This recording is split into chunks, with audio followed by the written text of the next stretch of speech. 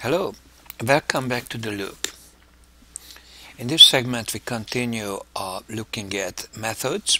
In particular, first we look at enumerations, and we do that by writing a program that simulates the dice game of craps. Craps rules are listed there, that we roll two dice, regular dice, and after they come to rest, we add the numbers that face up. If the sum is 7 or 11 on the first row, player wins. If it's 2, 3 or 12 on the first row, this is called craps, the house wins.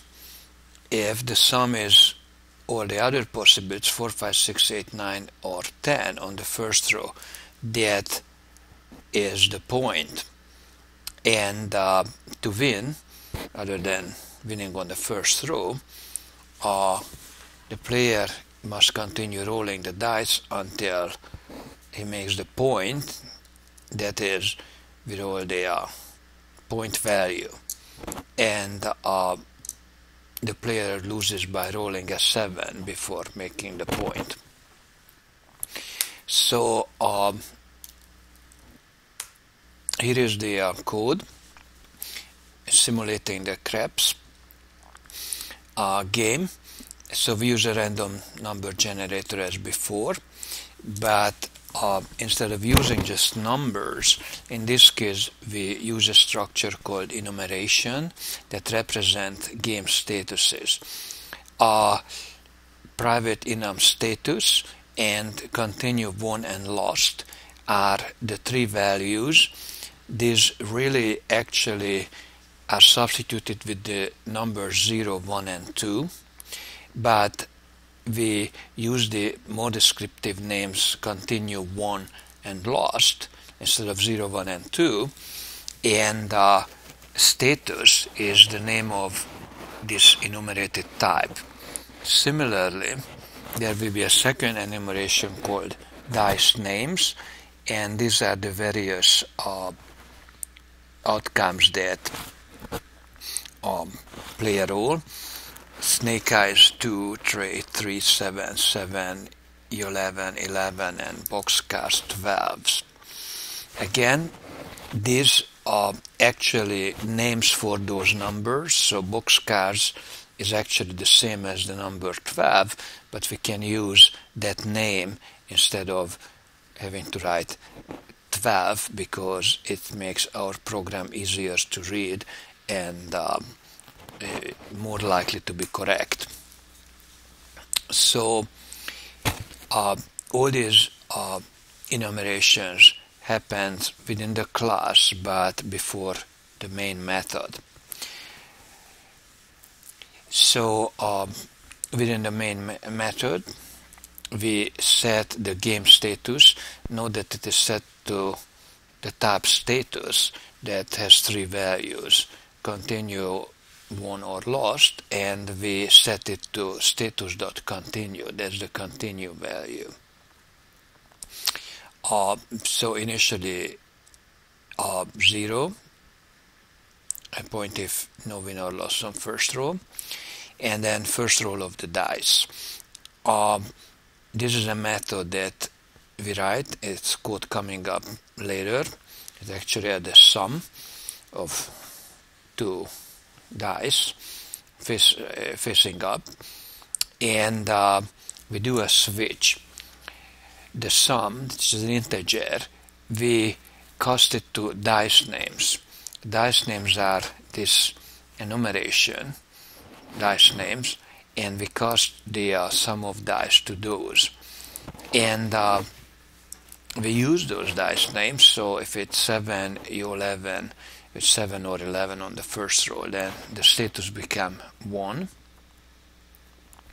of the enumerated type 1. If it's snake eyes, stray, boxcars, the status become lost. And the default, if none of the above, then the game status is continue, and on the first roll the sum of dice will be the my point variable, and we display that point is and my point. and then we continue rolling on the second and after rows in a while loop.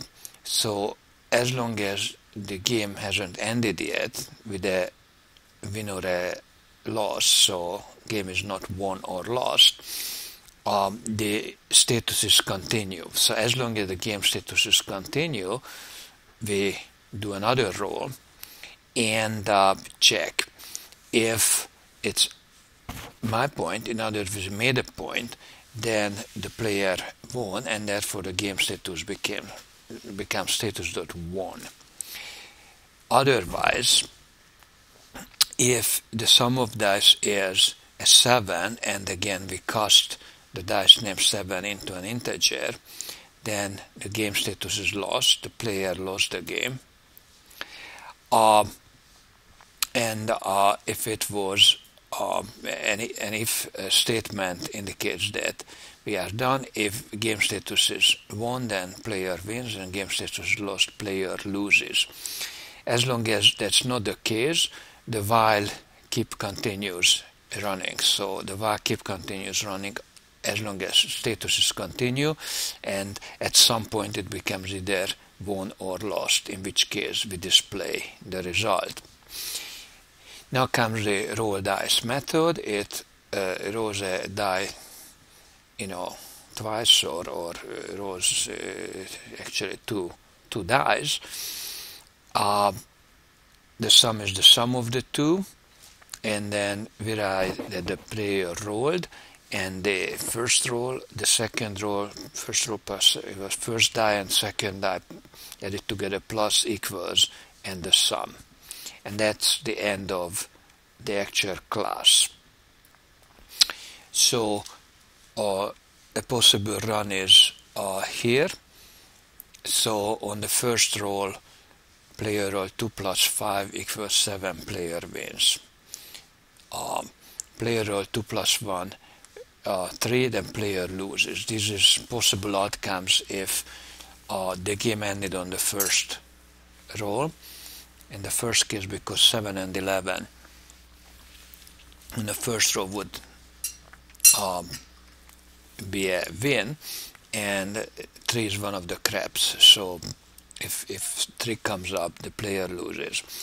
The rest of the output shows a game which lasted more than just the first roll, so the player after the first roll rolled something other than a win or a lose, so it's a 10, therefore the point is 10, and now the player must continue rolling and computing the sums. And as long as those sums are different from 7 and 10, we continue. If 10 comes up but no 7, then the player wins. Otherwise, here's another outcome when the player rolled in the first row so that the point is 6, and then keeps rolling, but before reaching a 6, a 7 came up, so the player loses the game because of that. So looking at the code, it is already written here. So first we start with a random number generator instance, so private static random new random. This is before the main method, so this is part of the class. These are fields of the class. A static random object, and then 2 enumerated types, status, which has 3 possible members, continue, won or lost. These are actually are names for the numbers 0, 1 and 2, and another enumeration dice names in which the numbers 2, 3, 7, 11 and 12 have their craps names stored. Then we write the main method. So we define the variable game status as of type status, and status.continue is the default value. So continue until there is a win or a loss. And originally my point is 0, so no win or loss on first roll. So first roll, sum of dice gets the value, and we determine what happens on the first roll. So we use sum of dice, which is an integer, and we cast it to one of the dice names. So instead of doing case 7 and case 11 with hard coded numbers, we use the enumerated names. So if it's 7 or 11, the player wins. These are two cases and they are not separated by a break, so if either one matches the switch expression, which is sum of dice, then the player wins. The next three cases, snake eyes, tray and boxcars, that is 2, 3 and 12 on the first roll, then the player loses. So again, they are not separated by break statements, but the three together is ended with a break. And the default of a switch statement is when none of the above happens, so it's some other value than those named values. That means that the player did not win or lose on the first roll. That means that the game status is continue, and it also means that the point of the player is the sum of dice, whatever came. We have to remember that, so it's stored in a variable my point, and we also display it. Point is my point. And then the main loop of the game follows. The while loop is the main loop of the game, highlighted, which in essence basically an infinite loop, technically, if won or lost never happens, but sooner or later they will. But it can be quite a long run before they happen.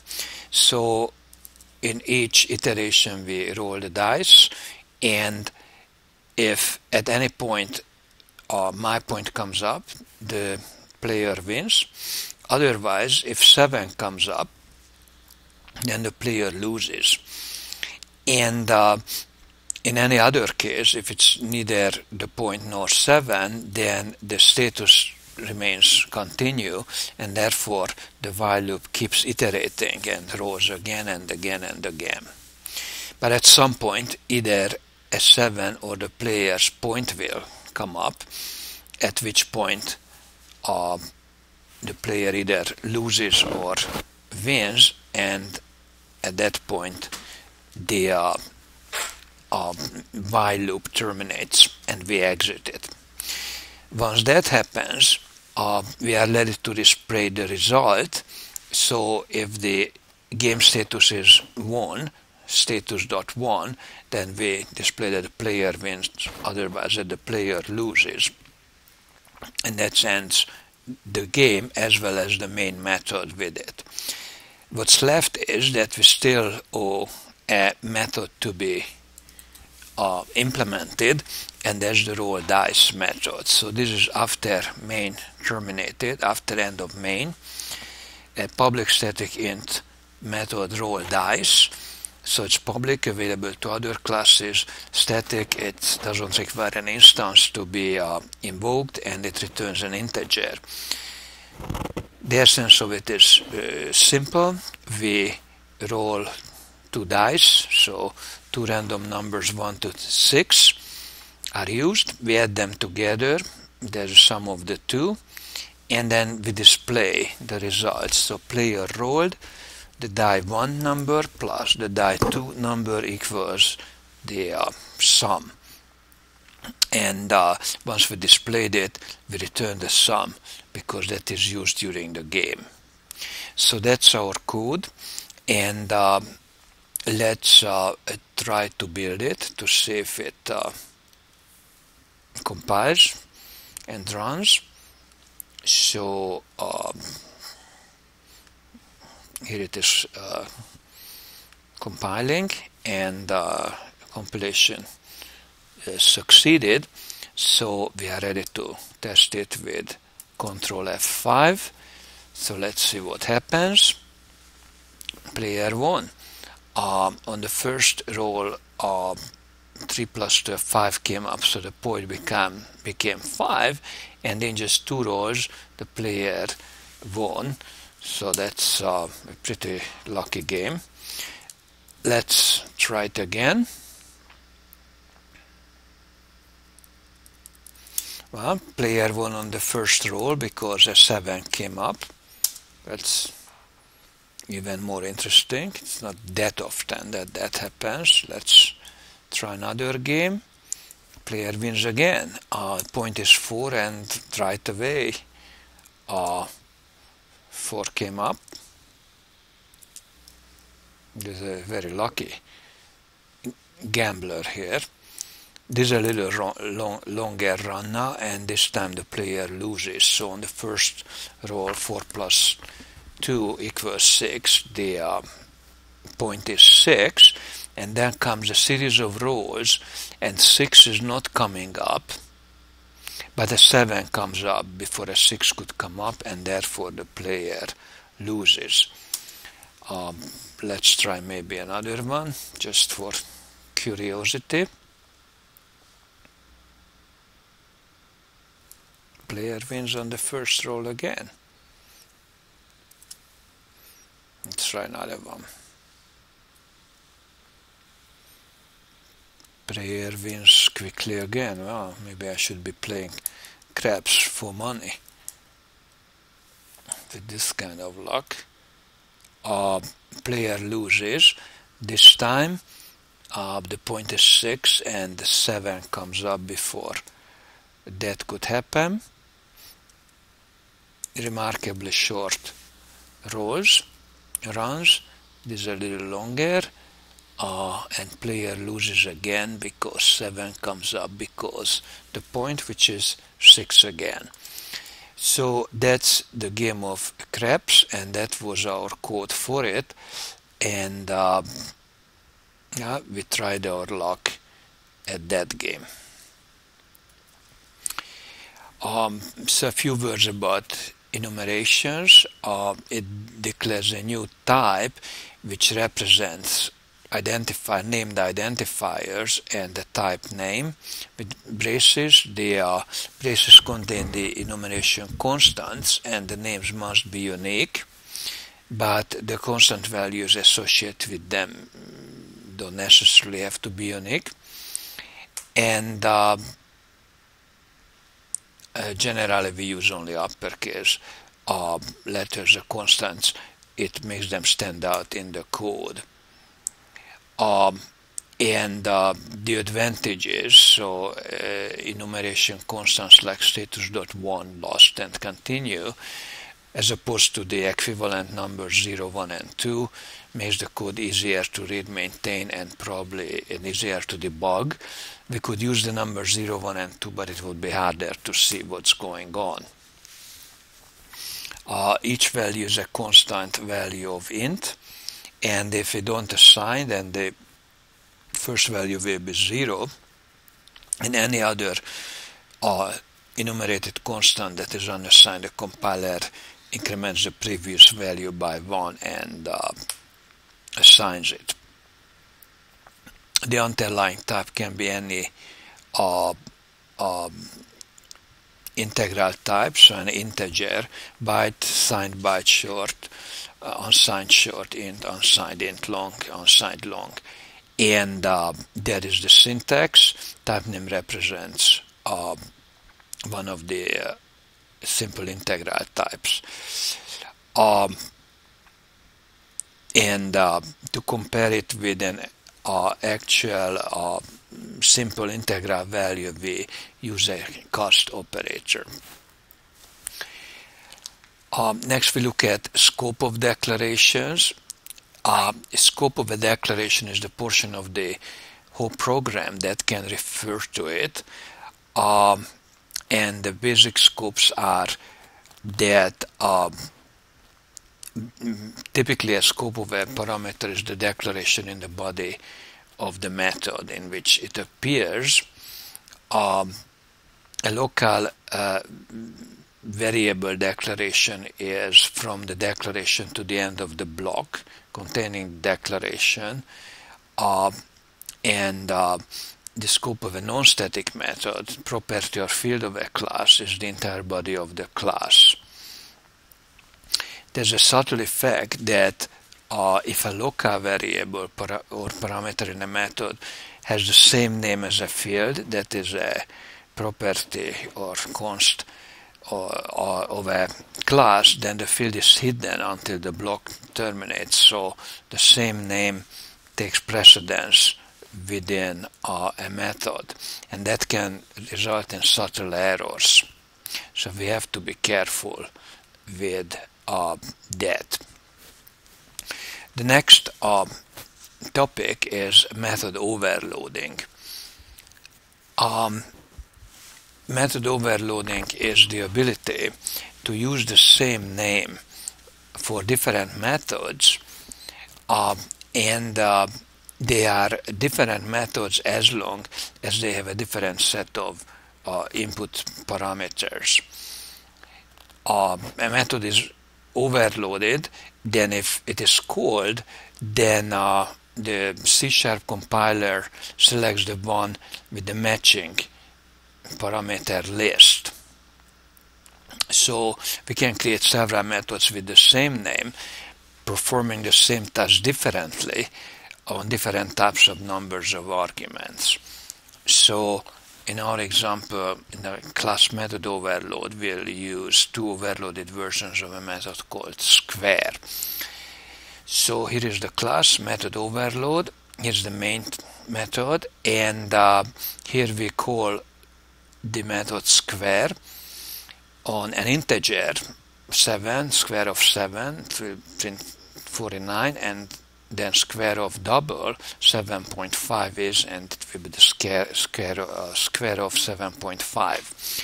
The methods are the same, however, two different versions are actually coded.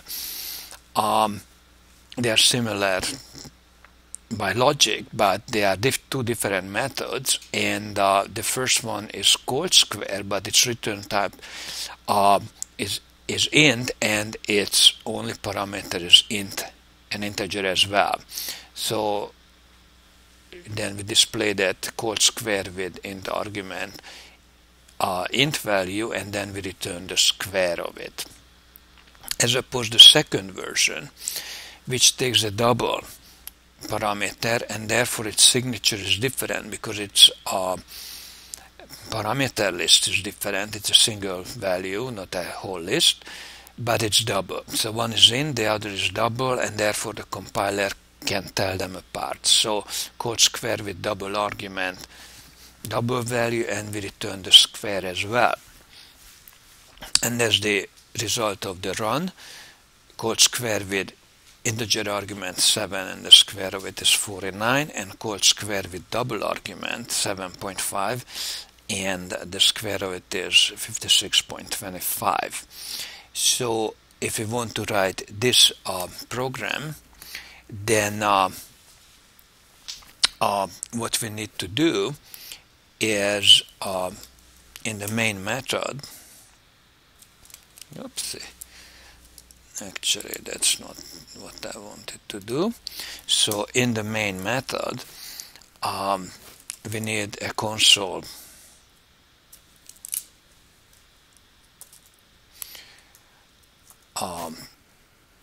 write console dot write line.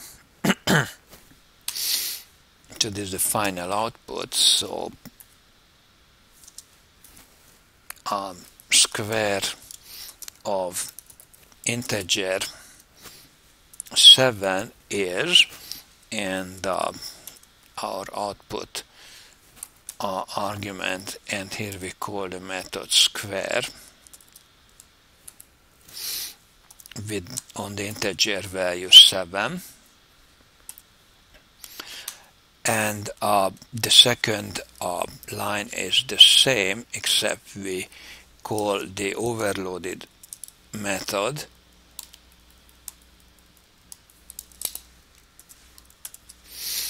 on a double 7.5 double precision floating point number. So 7.5. So these are the calls, and same name method called twice but different arguments, and therefore we are using an overloaded method name. So now comes the actual code of the square method with int argument. So public static int square, and this takes an int argument which we will call int value, and here is the rest of the method. Whoops. And method square with int argument, and within the method itself we write out the argument we call it in right line,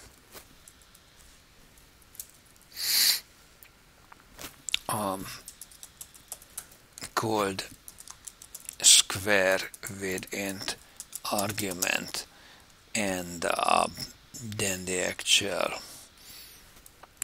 output parameter, which is int value,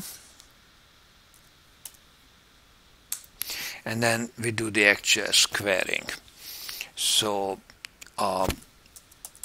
we need a return statement int value times int value, and that's the end of the method. So the typo there, integer square, and then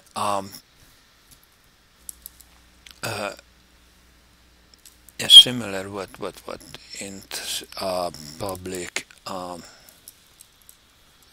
don't know how that I ended up with that.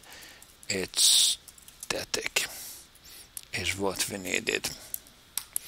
So this method will be overloaded, coded again, but this time it will return a double return value, and for the overloading to be correct, it takes a double incoming value, which we are going to call, say, double value. So that double value is that we are using in the code, and that's what we are going to use in the calculation as well. So that's the end of the method with a double argument, and that's the end of the main method and the end of the class as well.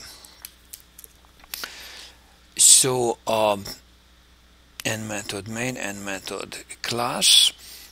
So let's save this, and let's see if this builds.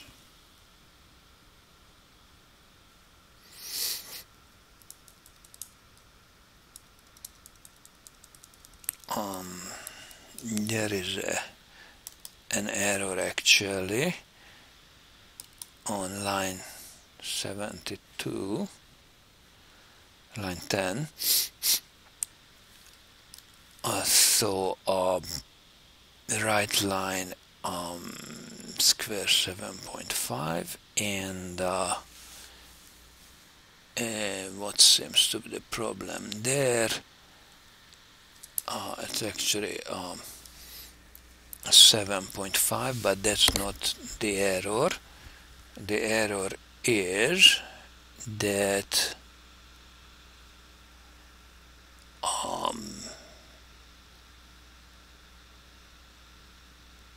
public static void main,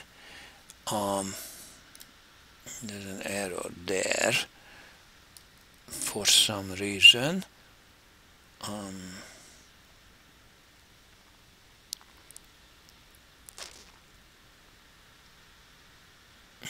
That is playing a trick on me at the moment. So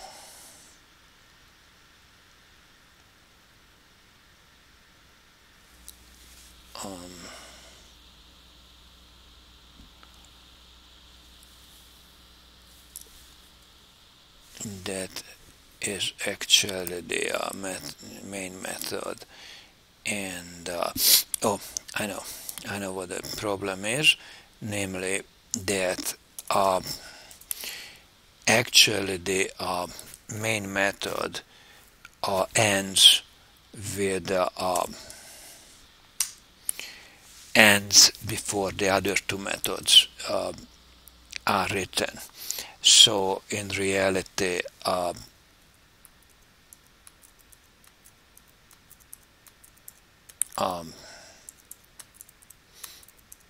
this method shouldn't be merged with the main method, so it should be printed outside of the main method. So having corrected that, let's rebuild the solution, see if there's any more error left. Hopefully not. This time it will successfully compile. Did. And we are ready to run the program with Ctrl F5, and there are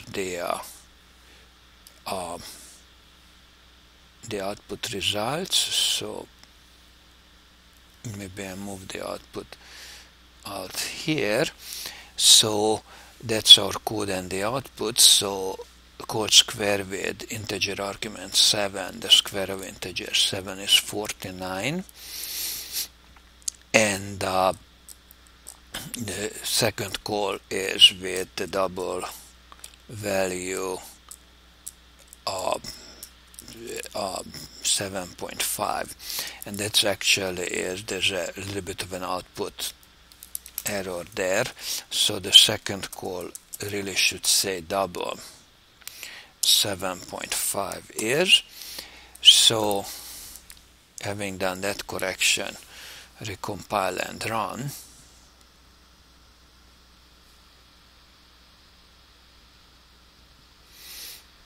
And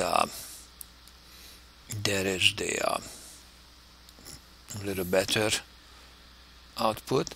So code square with integer argument 7 resulting in 49, and it called square with double argument 7.5, and square of double is, so there is still a little output error here, so we should say double there as well. So trace charm, let's see it for the third time. So this time if I move the output here, so let's check if everything is correct. Code square with int argument 7, square of integer 7 is 49, and the second time code square with double argument 7.5 and square of double 7.5 is 56.25, so that's more like it. So that's actually the correct output. And in the next segment, we are going to look at parameters and recursion.